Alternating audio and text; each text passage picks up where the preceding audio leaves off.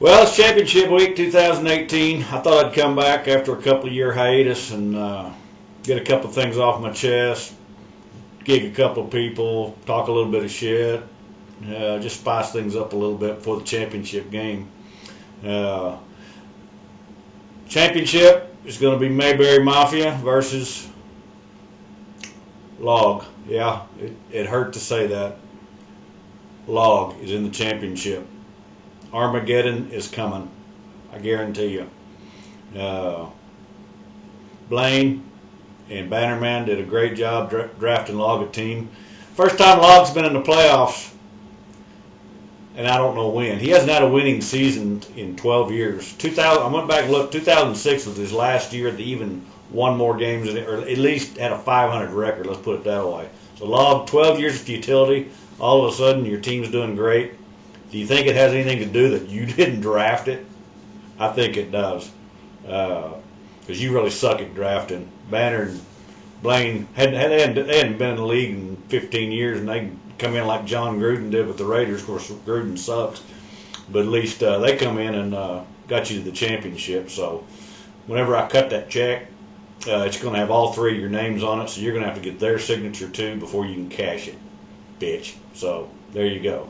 What do you think about that action? And I'll tell you another thing. I am going to piss and moan still about that Kansas City Chief defense because they did. Look at me now.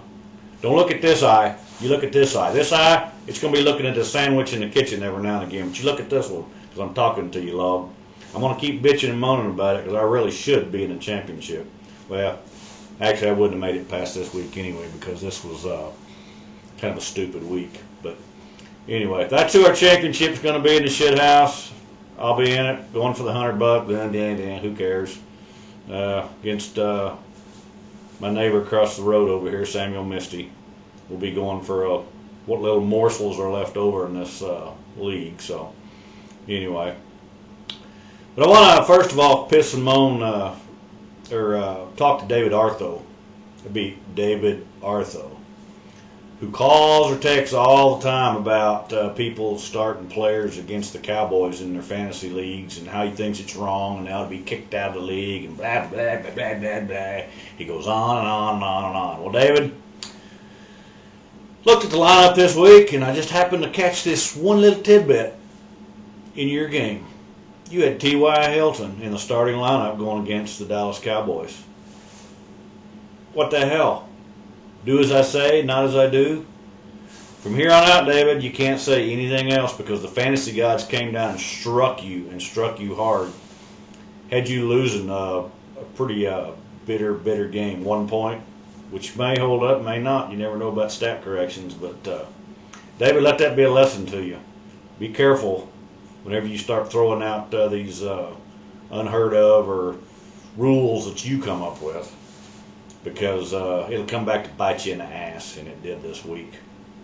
So, the other thing I want to talk about real quick, and I'll make it short and sweet, is Matchman. Match, I sat here 2 years ago talking about you leaving an inactive player in the starting lineup, which actually helped me. I can't remember who the player was then, but it helped me to the championship that year. Almost felt like I didn't deserve to go, but I took it anyway and went and won the championship. But you did it again this weekend. And I know you had a basketball game to go to, blah, blah, blah, blah. Didn't have your phone with you or anything like that. Michael Kitten had a pretty nice thing, or a pretty cool thing he said. He said, you could be on the damn moon nowadays. If you got your smartphone with you, you can change your lineup and do things. So that excuse don't fly. But I do appreciate it one more time, and I will say thank you again. Even though it's just going to get me to the shit house, it is $100 I can probably use. So, and I do want you to look, though, Match, and the rest of you guys. Notice who I had on the bench when I played Match. There's not too many people out there. All the talking heads will tell you never bench your studs. It'll always bite you in the ass. Well, I'm sorry, I can't stand Aaron freaking Rodgers. I don't care if he is Dorkin Danica Patrick. I can't stand the guy.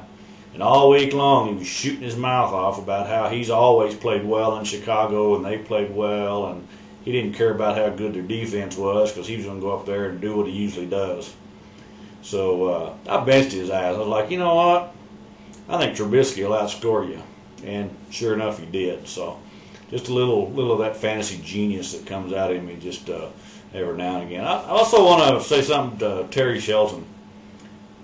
3-10, Terry? You won the league last year and you come back with a 3-10? Seriously? That's the best you can do? I thought when you opened up with Deshaun Watson as one of your keepers that you was going to be able to make a nice run, but you just sucked all year long. That's got to be one of the worst years coming off a championship that I can ever remember. So come next year, you're going to have lots to make up for. The last thing I want to talk about is our pick'em contest, which most of you don't even know that we have, because looking at the standings, about half of you don't even pick. Some of you pick for a little bit, and then you think you're too far behind, so you quit. But anyway, Chris Maggie's been running away with this thing. I thought nobody's going to catch him, man. He was smoking hot. And then this weekend I look up, and I had to look at it twice.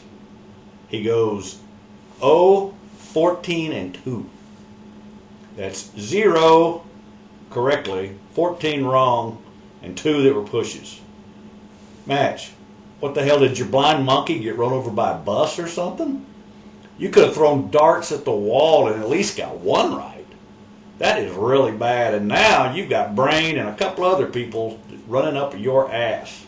So with 2 weeks left, it's pretty much anybody's ball game for that $100 that West Texas Control's throwing in, and the $50 that I'm going to throw in off of somebody starting their entry fee for next year. So everybody get your picks in this week. It's the final week, championship week.